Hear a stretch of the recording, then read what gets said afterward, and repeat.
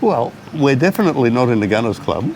No, but it's a long, hot weekend in Melbourne, and what better place to be than the beer factory in Keilor? Well, I hope down the track we're going to end up with a cold one, because it's I one think of we those will. days. But you've got to make it yourself. Oh, the drudgery of it all. Let's give it a go. Come and join us. Let's have a look and see what it's all about. Kegs. Oh, I yes. love my kegs. They go into one of these machines over here, which is what we got in the Gunners Club. This one's got 3 taps. Ours is only a 2-tapper, but that's what it looks like. And that's what they look like inside. Yeah, you see, Freud would say you've got tap envy. You can never have enough taps. I've always said that. I want one. Yeah, that's neat. That's neat. Isn't it?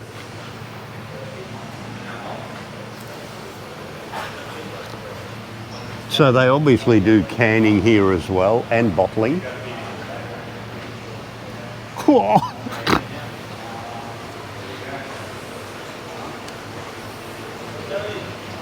And that's where all the magic happens. Look at that. Who did the artwork for you? Chris? It was before our time. I ended up finding out who it was. So there's the name Ghost Mishap. That's like their tag or something. I came and did it. I don't know when, but I did find on a CD that was somewhere hidden in there a video of them actually doing it. Had the scaffolding and everything like that. Brilliant. Yeah. But it just adds atmosphere to the whole place. Yeah, I love it. It makes it unique. Yeah. I do take the odd cheeky photo of people in front of it without them realising, and they get them posed and the guy's head between the girls. Yeah, as it should be. I usually tell them in advance I'm doing that, and they think that's pretty funny.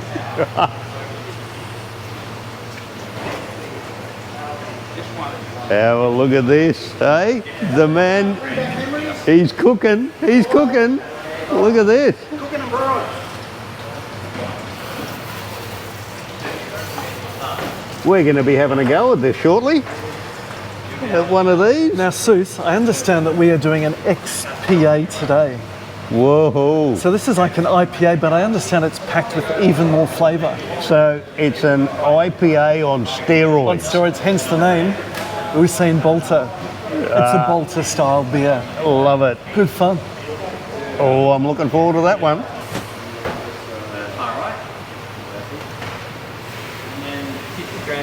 You can grab the metho, and we say the idea is to make beer and not this, right?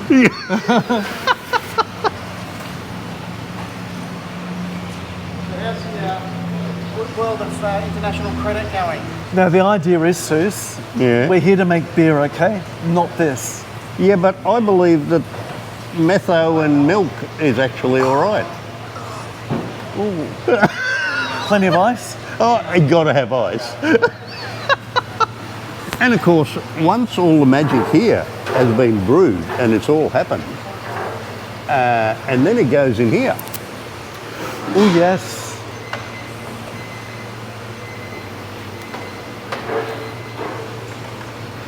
And here it sits for a week or so, getting all the juices together. Yeah, see, we're like expectant fathers here, and this is basically the maternity ward. Yeah, that's the one. Yes.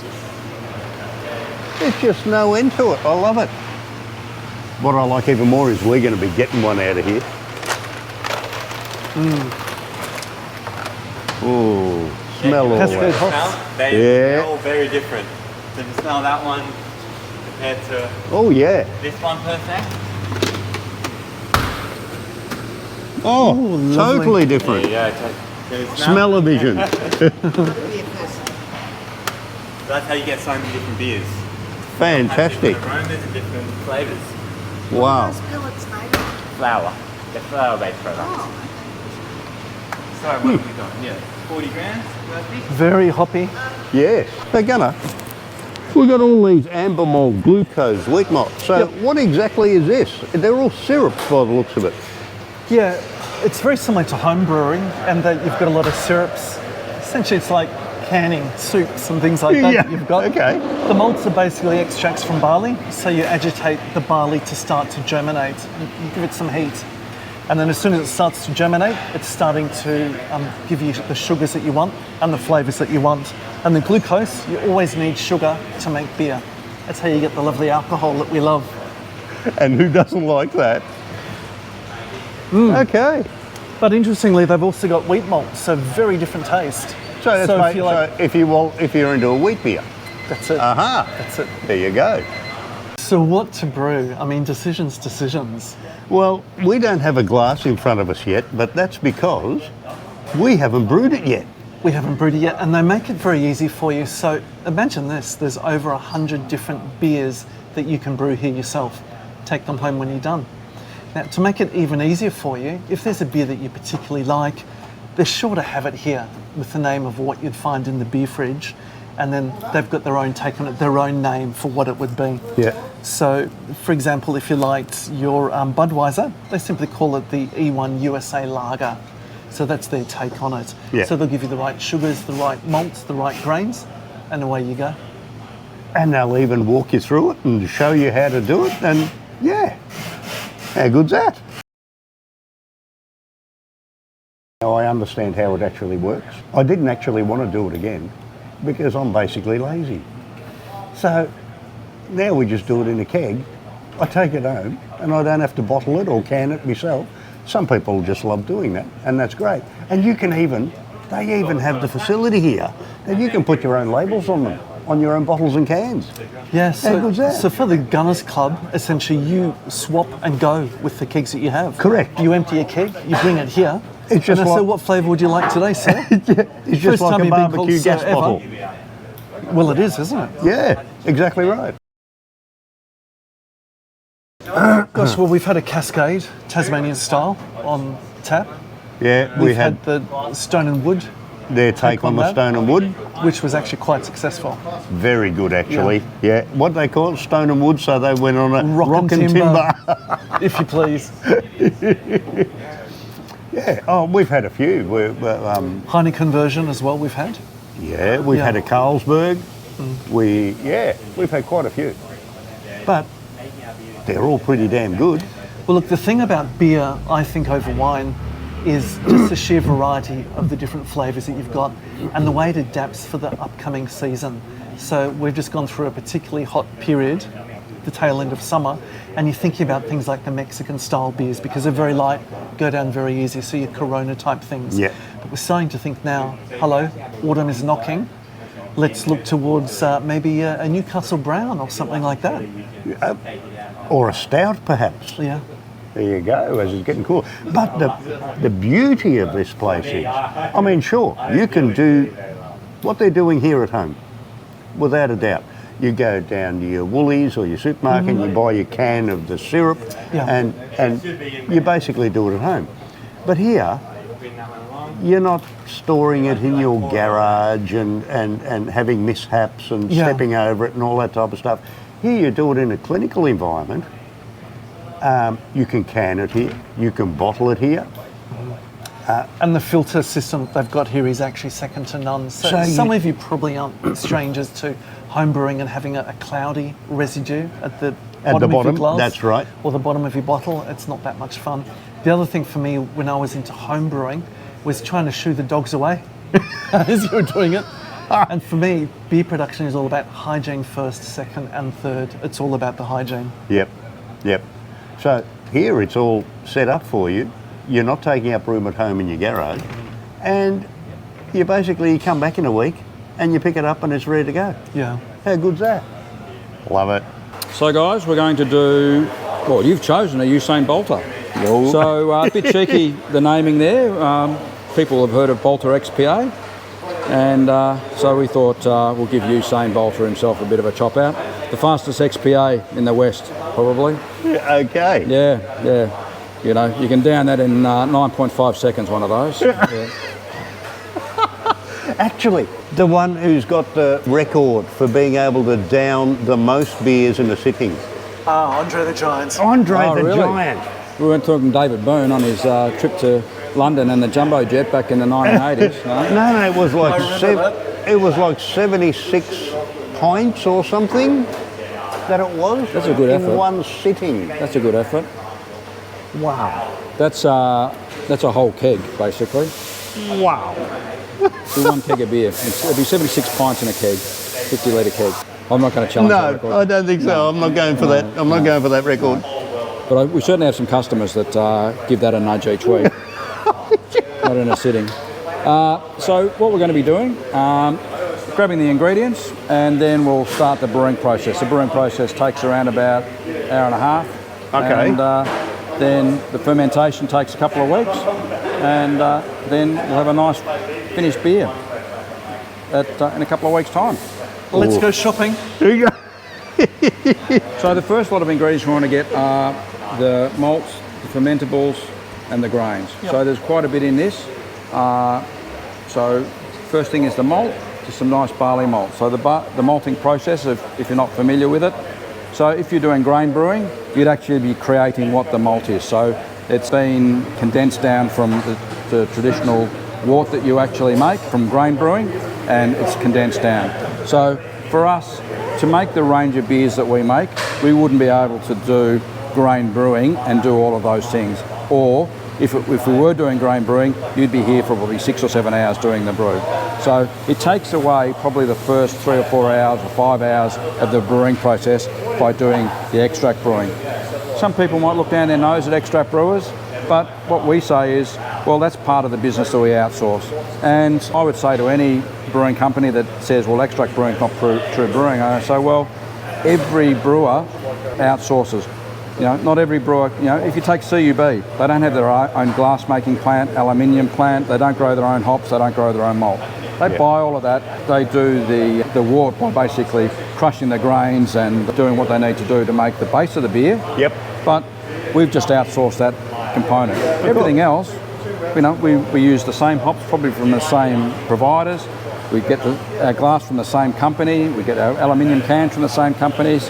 Get our cardboard from the same companies. Yep. So the ones that say that, you know, it's not true brewing, well, I would say... Well, I mean, even Coopers are happy to sell their extract. Well, that's what we have. Coopers So is right. that's what those such a syrups well-known- over there are. Yeah. Basically, all of our extract comes from Coopers. So a well-known Australian company, so we're supporting locals as well. Yep. Yeah. Beautiful. So come on, let's go and get some of this. I like it. These ingredients. Grab the recipe card. So the first thing you're going that's to the do, one. Okay, barley malt. barley malt. Put that down on the ground. 5 litres. 5 litres. 5 litres of barley malt. Lift it up, and it'll start pouring in. Yeah, bit of muscle, and it can be a bit stiff the handle. So when it gets close to it, give it a good hard snap down. It's a brand new barrel that we cracked today, so it gets a bit of an airlock in it, Right. Yeah, Yep. we don't take that out to start with because it can pour out the top. So the next thing we need to do is get some dextrose. So we weigh out the dextrose. I think it's a couple of kilograms for that recipe, is it? So, 25. Yeah, 2,500. So Okay, we so use that's the- basically sugar. So yeah, but it's corn sugar. Corn sugar. Yeah. So comes from China. We buy 10 bags of that every other week probably.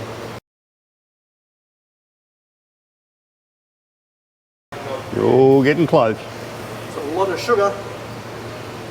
It's a lot of food for the yeast to eat. Basically, that's how you look at it. What the yeast is going to munch away and turn into alcohol. Beautiful. Yep. Oh, hang on. Do we need to give it a bit more? Then we're going to get some grains. So the grains are just going to just give it a slightly different base malt taste to the barley malt that's in there. So we've got some wheat malt and caramel malt. And with these, we do two things. Well, first of all, we weigh them out. So the first one's the caramel malt.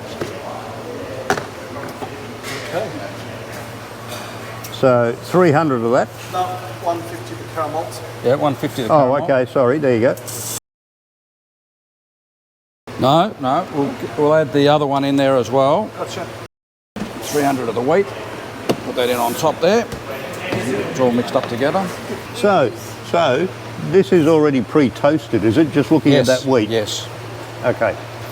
So what would happen in a brewery, they would take this as a base product, crush it, and then they'd create the base wort. So they would boil it, that creates the base for the beer. Okay. So the idea with this is, you should have a taste of that. Just have a taste of it. It's worth having a taste. It's quite sweet, actually. Yeah. It's a it bit like really is. muesli. Yeah. It really is. Yeah. It's inside the malt. So what happens in the malting process, it takes the grain, provides some heat and some moisture, and each of the seeds basically germinate. As soon as it germinates, it has a little green shoot on it. They stop it, and then they put it through a process, knocks all of those little green shoots off, and then they just toast it. And if you get a dark malt, a black malt. So this one would have been toasted a lot more, for example. Oh, wow. That'd be very bitter. So you'd probably use that in sort of like a stout, perhaps? Yep, a stout and 2 years old or something like that, yeah. Okay. So we then put this into a grain bag. The reason why we put it into a grain bag is we don't want it floating all the way through the brew as you're doing it. Now, this is a tool you wouldn't think is used in the brewing industry. A rolling pin. What we want to do, just to make sure, we could put that in like that, but all it's going to be doing is that the outside of the grains are going to be just, you're not going to extract much of the flavour. So, get you to just have a bit of a go of that and just give it a nice crack. Just to crack it. So So you're basically increasing the surface area. Absolutely, yeah. Yep. It's unlocking it. If we were to boil that for several hours, it'd just all open up. Yep. But what we want to do is just get the full value of putting those ingredients in there. That makes sense. So there you go. A rolling pin, an essential part of the brewing industry. You probably never thought that. No, wouldn't have. It makes sense though. So now we've got our first components of our brew. Yep. So we can start the brew. Then we can, what we would normally do, we'd start the brew, probably then get a drink, and then get the next lot of ingredients, which need to go in about 15 minutes time. Why stop at one? This kettle is heated to about 80, 85 degrees. It's got a thermometer, so it's got a thermometer in there, but we can actually use our little machine. Ah, yeah. We're going to come around, not doing all the work, so our little stopwatches are an essential component to get our timings right. So the first phase of the brewing is going to take basically 15 minutes. Now, first thing we do, put that in like a tea bag, as though you're dipping it in. Dip it in, but into that edge there, into there, and then just give it a nice dunk so you can see the colour start to extract out of it. Oh wow, okay. Yeah, I'd even give it a bit more of a dunking just to even, yeah. You can be as vicious as you like with that. Oh, you can really see the stuff coming out, can't you? Yeah. Now you know if I'm a jingler or a dangler. Well, the myth has been exposed. So that's pretty good. Now we just hook it probably around, I can hook it around the thermometer there because it's a longer string. That'll be fine, that doesn't drop down the bottom. Then we get the dextrose and pour it into the middle of the bucket that's already in there. Don't have to be particularly careful, just pour it all in and that'll just go to the bottom. Give it a bit of a slap, yep, that's it.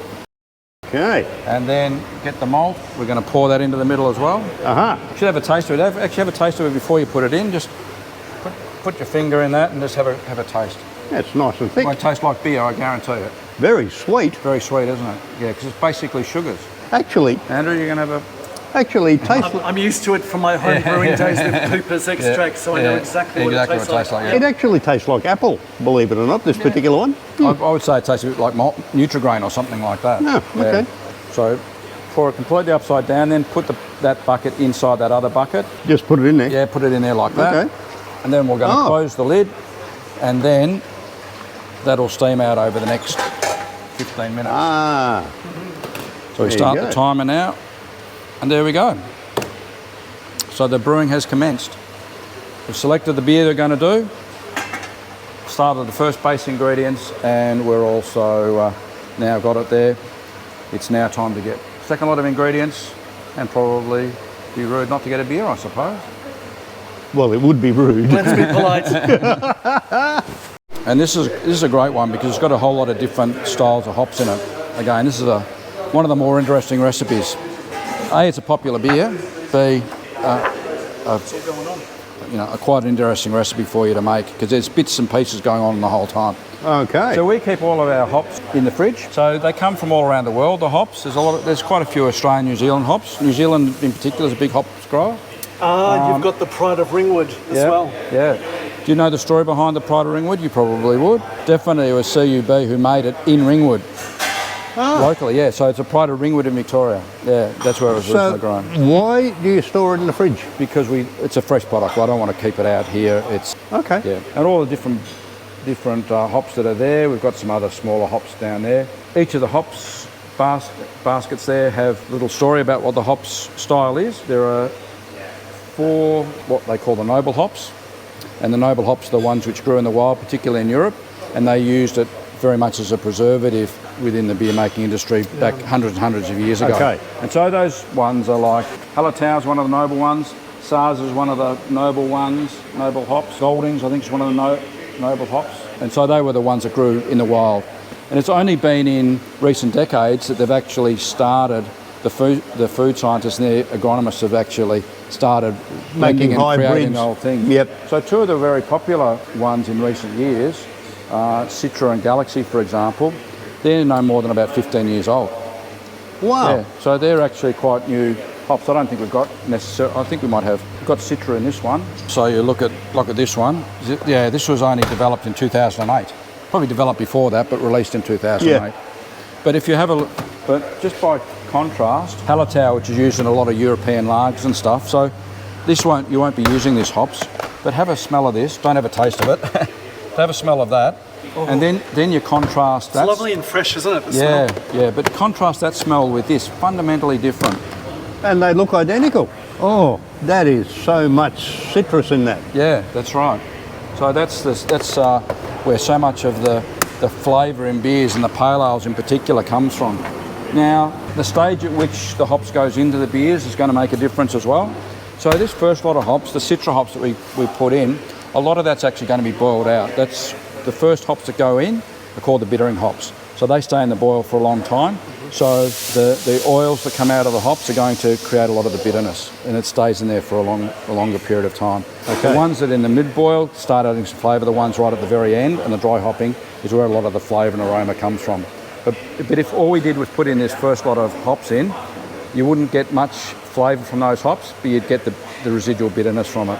And bitterness is one of the elements you want in a beer. Okay? Yeah, it's a bit of a backbone, isn't it? Yeah. So if you look at something like the beer that you're having, our version of VB, we front load the hops in that one. So, the bitterness, whether it's a VB or a Melbourne bitter, they'll have a higher proportion of hops go in at the beginning of the beer than at the end of the beer. Just and to certainly keep not the bitterness, dry hopped or anything like that. So there's not really much in the way of mid and late stage hops going into that, because you're not really adding flavour to it. No, that's You're right. just keeping a bitter. Yeah. So we're only putting 40 grams of hops in at the beginning. So we use a bowl system. So we have a black, white and a clear bowl. So the black bowl, we're going to add 40 grams of hops into that. 40 grams. That'll be a bit more than 40 there. We have a bit of a 10% tolerance anyway. That's all good. Okay. So that's your first bowl. You're going to use the white bowl as well. Net that off. And for this one, we're going to be using Centennial hops. Whoa, different again. Yeah, we're using all different hops in this one. As I say, this is a lovely beer, but also an interesting one for you guys to brew. Okay. Yeah. So again, have a smell of that. Just wow. Totally different again. It's just, isn't it? It's great. It's totally different. Yeah. So this one's another 40 grams of that one. Okay. Then the last one we're going to use is the Amarillo, which is here. Amarillo. So if you look on here, so the different styles of grapefruit, lime and tropical fruit characteristics. The second one we're putting in, Centennial, it's called the Super Cascade because of the similar citrus character. So as we're getting that theme of citrus in a pale ale. And then the Amarillo. That's actually really good. We tried a few of them, remember? So this is only 20 grams. We're going to, this beer is going to get another lot of hops right at, once we've filtered it and put it into the fermenter. Perfect. Spot on. Yeah, you get pretty good at it. I'm I can pretty much get it in one go, most of them, regardless of the size, but that's do a lot of it. So the other thing that goes in at the clear bowl stage is some yeast nutrient. It just gives the yeast a bit of a kick along. So there's not much, it's not a particularly So apart from the sugar? Well, it just helps the yeast sort of wake up, yeah. So it's just a bit of extra yeast food. Okay. But it's not sugar-based. Oh. No, it's not sugar-based. Okay, yeah. That's thrown in. But then the Irish moss, that's a clarifying agent. So if we're doing things like a cloudy beer, a Nipah or something like that, we wouldn't add this. But the Irish moss is a flocking agent. So it basically helps a lot of the sediment that's in the beer drop to the bottom, particularly at the end boil stage. So that's why I put it at the end. So it actually helps drag it all down.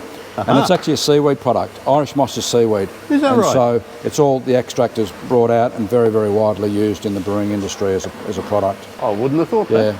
So its technical name is Werflock, but it sounds much better if we call it Irish moss. Okay. So we'll get, so that's our bowls. When we get a bit further into the brew, we'll come back and prepare the yeast Okay. for it. So you can see the timing. We've put the first lot of ingredients on. We've gone and got ourselves a nice drink. Got the new ingredients. Got 2.5 minutes to go. Timing's everything. It's almost like you've done this before. Who would have thought? Who'd have thunk it? So very important that we keep the ingredients moving around, so somebody has to come and give it a nice stir. Basically what we want to do is, I reckon you'd be a good stirrer. Yeah. Already am. Right, we want everything sort of turned upside down. Almost. Yep. Oh, you can see as soon as you run the paddle through it, it's Yeah, so there's a bringing few all the obstacles in sediment. there. Yeah. Don't want to do it too hard because there's a spear in the bottom. You don't want to lift the spear out, but... Okay. Beautiful. So in another minute or so, that timer will go off and we can add the first lot of hops. So how long's this next stage? 15 minutes. This is quite nice. I think it's a new keg. That's surprisingly good. I didn't think, I thought, oh yeah, I'll give it a that's shot. what we thought. It's actually one of our fellow brewers from South Australia came in one day. They had this same setup in Adelaide. Came in from the airport one day and just dropped in out of the blue and had a chat. And he often rings me. He rings me probably once every couple of months. Just ask, you know, if he's short on something to send it over. And he came in, introduced himself. And he said, oh, what flavour ciders do you have? I said, we do an apple, ginger, apple and pear. He goes, oh, we do the apple and blackcurrant. And that's one of our biggest sellers. So the next week we did it, and sure enough. So, yeah. Wow. Thanked him very much for the advice. Right, we're going to put the first lot of hops in. So what we use here is, it's called a hop spider. The idea of the hop spider is mainly to stop the filters working too hard. Yep. So it basically gets all of the flavour and essence out of the hops, but it doesn't get all of the granular grassy bits to go through the filters and everything and clog up the filters. So we put that in there and the black bowl just gets poured into that. Okay. A bit like we did with the grain bag. I like to give it a really good shake to really activate all of that. It breaks apart pretty quickly. What you can see is a lot of the finer bits of the hops are coming out, which are going to be providing, well, for these first hops, mainly the bitterness that we want. And then we just leave that. 15 minutes time we're going to be adding the So they're basically, everything's 15 minutes apart in stages. Yeah, a lot of our beers won't have a white bowl. A lot of the, probably 2/3 of our beers wouldn't have anything. They'll have the initial bittering hops and they'll have the end hops. Okay. So if that's the case, I'm doing the brewing for a lot of stuff, the contract brewing or the manufacturing brewing. I'd set that timer for half an hour. I'd come back at some stage and give it a bit of a stir. Yep. But I don't want timers going off all of the time. Yeah, but if cool. the customer comes in, we'd still set it because they're often, you know, they haven't been in before. They're going to be following the guide that we have along there. Yeah. Yeah, they say, oh... What a good idea. Yeah. That's a brilliant idea.